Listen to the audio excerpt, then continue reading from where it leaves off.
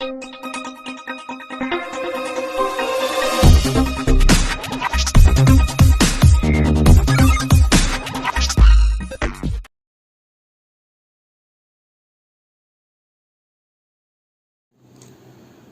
this is Veda from Epo Trade Education.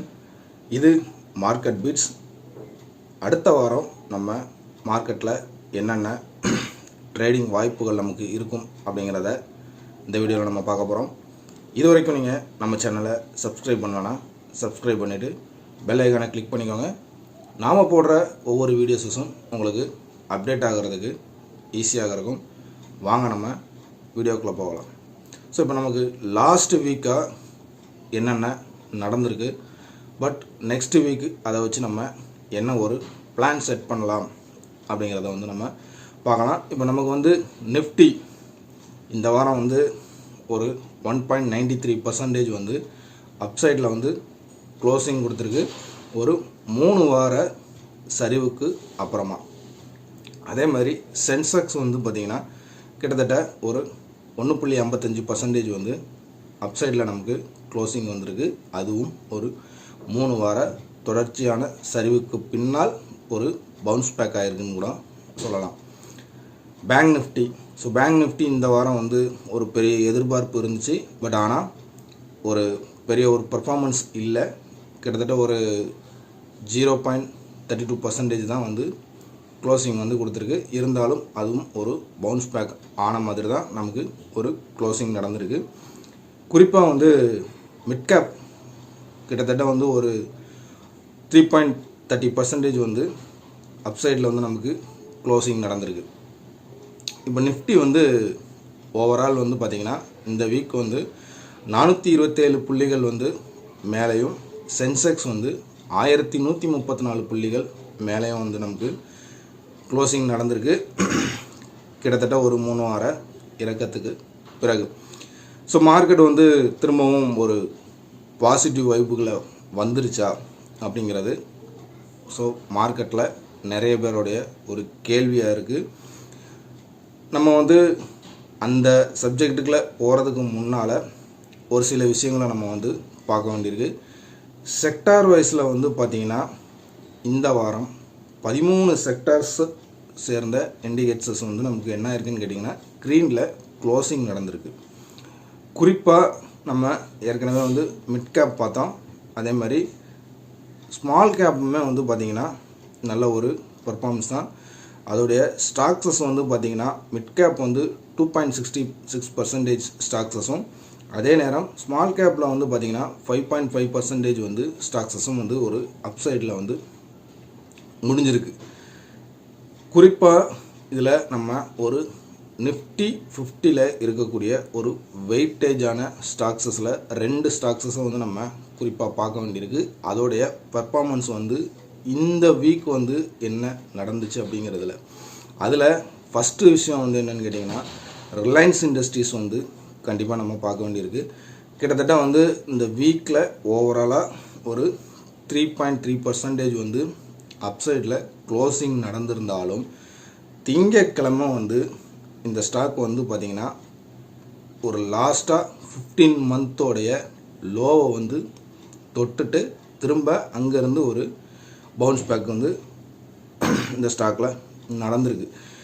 ரெண்டாவதாக இப்போ நமக்கு இந்த கரண்ட் ஒரு 2-3 டேஸில் நமக்கு மார்க்கெட் ஒரு பவுன்ஸ் பேக் ஆனதுக்கு ஒரு மெயின் ரீசனான ஒரு விஷயம் அதானி குரூப் ஆஃப் ஸ்டாக்ஸஸ்லேயும் நம்ம பார்க்க வேண்டியிருக்கு.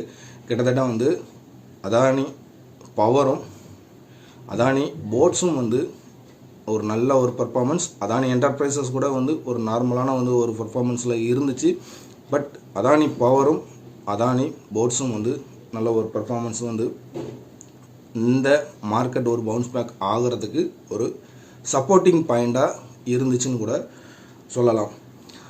அடுத்ததாக குறிப்பாக நம்ம பார்க்க வேண்டியது மெட்டல் செக்டார் நம்ம குறிப்பாக பார்த்தே ஆகணும். ஏன்னு கேட்டிங்கன்னா ட்ரம்ப்போடைய டேரிஃப் வார், அதாவது குளோபல் லெவலில் பேசப்பட்டுக்கிட்டு இருக்கிற ஒரு விஷயம். இந்தியாவுக்கு அவர் என்ன டேரிஃப் அவர் போட போகிறார் அப்படிங்கிறது எஸ்டிமேட்டாக ஒரு ரூமர் இருந்தாலும் அதாவது 100% வந்து இப்போ லாஸ்ட் வீக்கே வந்து ஒரு வீடியோ ஒன்று வந்து ட்விட்டரில் வந்து வைரல் ஆகிட்டே இருந்துச்சு. ட்ரம்ப் வந்து இந்தியா வந்து நமக்கு வந்து 100% வந்து அவங்க டேக்ஸ் போடுறதுனால நம்மளும் 100% போடணும் அப்படிங்கிறது ஒரு பக்கம். இன்னொரு பக்கம் வந்து பார்த்திங்கன்னா இந்தியா வந்து டேக்ஸை குறைக்கிறதுக்கு யூஎஸ்கிட்ட பேசியிருக்காங்க அப்படிங்கிற மாதிரி ஒரு நியூஸும் ஒரு ரூமராக தான் வந்துக்கிட்டு இருக்குதே தவிர ஒரு அஃபிஷியலாக எந்த ஒரு நியூஸும் இந்த டேரிஃபை பற்றி இன்னும் ஒரு கிளாரிஃபிகேஷனுக்குள்ள வரலை. ஸோ ஒரு 3 வாரமாக வந்து இந்த டேரிஃபை வச்சே வந்து மார்க்கெட் நல்லா இறக்கிட்டாங்க. இதுக்கப்புறமும் இதை வந்து எப்படி கண்டினியூஸாக எடுத்துகிட்டு போகிறது ஏன்னு கேட்டிங்கன்னா ஒரு அஃபிஷியலான ஒரு கிளாரிஃபிகேஷனே இன்னும் யூஎஸ் தரப்பில் இருந்தும் வரல, அதே நேரம் நமக்கு இந்தியா தரப்பில் இருந்தும் நமக்கு இன்னும் வரல. ஸோ இன்னும் எவ்வளோ வர்ற வாரங்கள்லையுமே வந்து அஃபிஷியலாக என்ன வருதோ அதை பொறுத்து தான் மார்க்கெட்டோடைய மூமெண்ட்டும் இருக்கும். செக்டார் வைஸஸில் வந்து என்ன இருக்கலாம் அப்படிங்கிறதும் வந்து அடுத்தடுத்த வரக்கூடிய அஃபிஷியலாக வரக்கூடிய நியூஸஸை பொறுத்து தான் வந்து நம்ம சொல்ல முடியும். பட் அப்படி இருந்தும் கூட மெட்டல் வந்து இந்த வீக் வந்து நல்ல ஒரு பர்ஃபார்மன்ஸ் 8.61% வந்து நமக்கு க்ளோசிங்கில் வந்து கொடுத்துருக்கு. இது கிட்டத்தட்ட வந்து பார்த்திங்கன்னா 4 வருஷத்தில் வீக்லியில் ஒரு ஹையஸ்ட் பாயிண்ட்டாக வந்து நம்ம இதை வந்து எடுத்துக்கிடணும். இப்போ நம்ம ஒரு லாஸ்ட்டாக ஒரு 2 வீக்ஸாகவே வந்து பார்த்திங்கன்னா ஆட்டோ செக்டர் வந்து பேசிகிட்டு இருந்தோம். அதாவது வந்து M&M வந்து ஒரு இறக்கம் வந்து நடந்துருந்துச்சு M&Mல. ஸோ அந்த பேஸ் படி வந்து பார்த்திங்கன்னா டெஸ்லாவுடைய வருகை. ஸோ இந்த இவங்க ஆட்டோ செக்டர்ஸில் வந்து பேர் பார்ட்ஸஸ் வந்து மேனுஃபேக்சரிங் பண்ணக்கூடிய கம்பெனிகளுக்கு இந்த டேரிஃப் வந்து ஒரு பெரிய ஒரு பாதிப்பை ஏற்படுத்தலாம் அப்படிங்கிற மாதிரியான ஒரு நியூஸஸ் வந்து ரூமர்ஸாக தான் வந்துக்கிட்டு இருந்துச்சு. பட் அதனால வந்து ஆட்டோ செக்டர் வந்து ஒரு லைட்டாக ஒரு ஷேக் இருக்கிற மாதிரி இருந்துச்சு. பட் இந்த வாரம் ஒரு பெரிய ஒரு ஏற்றமும் இல்லாமல் ஒரு பெரிய ஒரு இறக்கமும் இல்லாமல் ஒரு 2.49% வந்து ஆட்டோ செக்டர் ப்ளஸில் தான் வந்து க்ளோசிங்காக இருக்குது. அதே மாதிரி ஐடி செக்டர் வந்து ஒரு நார்மலான பொசிஷனலாக போயிட்டுருக்கு. இந்த வாரம் 1.35% வந்து க்ளோசிங் நடந்திருக்கு. எனர்ஜி ஸ்டாக்ஸஸ் வந்து இந்த வாரம் நல்ல ஒரு ரேலியில் இருந்தது. குறிப்பாக வந்து ரிலையன்ஸும் சரி, அதே மாதிரி அதானி பவரும் சரி, இந்த செக்டாரை தூக்கி நிறுத்துறதுக்கான ஒரு மையப்புள்ளினே நம்ம வந்து எடுத்துக்கலாம். கிட்டத்தட்ட எனர்ஜி வந்து இந்த வாரம் 5.90% வந்து அப்சைடில் நமக்கு க்ளோசிங் நடந்திருக்கு. ஸோ இப்போ நம்ம வர்ற வீக் வந்து ஒரு F&Oவில் ட்ரேட் பண்ணக்கூடிய ட்ரேடர்ஸ் வந்து பர்டிகுலராக இந்த அதானி குரூப் ஆஃப் ஸ்டாக்ஸஸையும் ரிலையன்ஸையுமே வந்து நம்ம வாட்ச் லிஸ்ட்டில் வச்சுக்கலாம். ஸோ இதில் ஒரு நமக்கு வந்து ஆப்ஷன்ஸில் ட்ரேட் பண்ணக்கூடிய ஒரு வாய்ப்புகள் அமைஞ்சாலும் ஆப்ஷனுக்கும் நம்ம அதை ஃபோக்கஸ் பண்ணிக்கலாம். ஃப்யூச்சர்ஸ்லையும் நம்ம ஃபோக்கஸ் பண்ணிக்கலாம். கேஷ் மார்க்கெட்டுக்கும் நம்ம வந்து ஒரு பொசிஷனல் மெயின்டைன் பண்ணக்கூடிய ஒரு வாய்ப்புகள் அதை டெக்னிக்கலாக நமக்கு இருந்து தான் கண்டிப்பாக நம்ம எடுத்துக்கலாம். அதனால் இந்த ஸ்டாக்ஸஸை நம்ம வாட்ச் லிஸ்ட்டில் வச்சுக்கிறது நல்ல விஷயம்தான். இப்போ நிஃப்டி டெக்னிக்கலாக என்ன ப்ரெடிக்ட் ஆகுது, அதாவது ஒரு மேஜரான இப்போ நமக்கு வந்து இருக்கக்கூடிய ஒரு சப்போர்ட் அப்படின்னு பார்த்தீங்கன்னா 22,400 அப்படிங்கிறது ஒரு மேஜரான சப்போர்ட்டாக இருக்குது. பட் அதை வந்து உடைக்கிற பட்சத்தில் 22,000 அப்படிங்கிறது அடுத்த ஒரு ஸ்ட்ராங்கான பாயிண்டாக இருக்கும். இப்போ நம்ம இருக்கிறது வந்து ஒரு பார்டர் மார்க்கெட்னு கூட சொல்லலாம். 22,670 ஒரு ரெசிஸ்டன்ஸாக இருக்குது.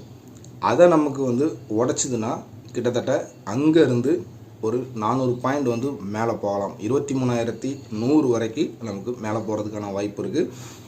சென்செக்ஸ் அதே மாதிரி 73,960 அப்படிங்கிறது ஒரு ஸ்ட்ராங் சப்போர்ட்டாக இருக்குது. ஒருவேளை அதை பிரேக் பண்ணால் மட்டும்தான் 73,270 வரைக்கும் கீழே இறங்கலாம். இப்போ ரெசிஸ்டன்ஸ் அப்படின்னு பார்த்தீங்கன்னா 74,820 ஒரு ரெசிஸ்டன்ஸாக இருக்குது. அதை உடைச்சிருச்சுன்னா கிட்டத்தட்ட அங்கேருந்து 75,260 வரைக்கும் போகிறதுக்கான வாய்ப்பு இருக்குது. பேங்க் நிஃப்டி 47,000 840 ஒரு ஸ்ட்ராங் சப்போர்ட்டாக இருக்கும். அதை நமக்கு வந்து உடைக்கிறதுக்கான வாய்ப்பு அதிகமாக இல்லை. பட் பர்ஃபார்மன்ஸ் எப்படி இருக்குங்கிறத பொறுத்து நம்ம பார்த்துக்கலாம்.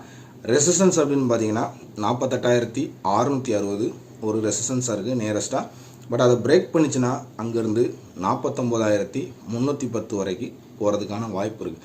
ஸோ ஓவரால் நம்ம வந்து பார்க்கும்போது இந்த வாரம் ஒரு ஷார்ட் பொசிஷன் போகிறதுக்கான வாய்ப்பு ரொம்பவே குறைவாக இருக்கலாம். ஒருவேளை அந்த ரெசிஸ்டன்ஸை உடைக்கலை அப்படின்னா பொசிஷன் எடுக்கிறத நம்ம அவாய்ட் பண்ணுறது ஒரு நல்ல சான்சஸாக நமக்கு இருக்கும். அதை தாண்டி நமக்கு வந்து ஸ்டாக்ஸஸில் ஃபோக்கஸ் பண்ணுறதும் ஒரு நல்ல ஒரு விஷயமா இந்த வாரம் நமக்கு இருக்கலாம். இந்த வீடியோ உங்களுக்கு ஒரு யூஸ்ஃபுல்லான வீடியோவாக இருக்கும்னு நினைக்கிறேன். பிடிச்சிருந்துச்சுன்னா லைக் பண்ணுங்கள், நம்ம சேனலை சப்ஸ்கிரைப் பண்ணுங்கள். தேங்க்ஸ் ஃபார் த வாட்சிங்.